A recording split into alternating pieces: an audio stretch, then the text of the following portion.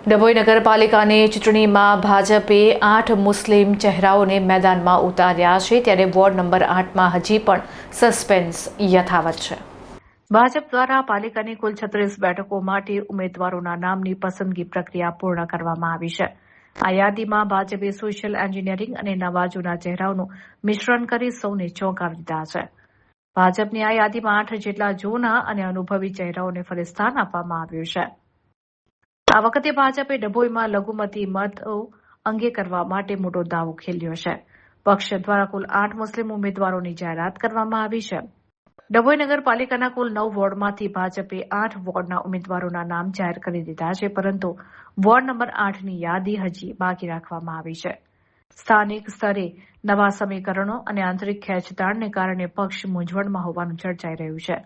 Ward number 8માં કોને ticket મળશે તેના પર સૌની મીટ મંડાયેલી છે. ભાજપના આ નવા પ્રયોગ અને મુસ્લિમ ઉમેદવારોની પસંદગીથી ચૂંટણીમાં ત્રિપાંખ્યો કે દ્વિપાંખ્યો જંગ કેવો રહેશે તે જોવાનું રસપ્રદ બનશે. શું મુસ્લિમ ઉમેદવારો ભાજપને જીત અપાવવામાં સફળ રહેશે તે તો પરિણામો જ કહેશે, પરંતુ હાલમાં તો ડભોઈના રાજકારણમાં ભારે રસાકસી જોવા મળી રહી છે.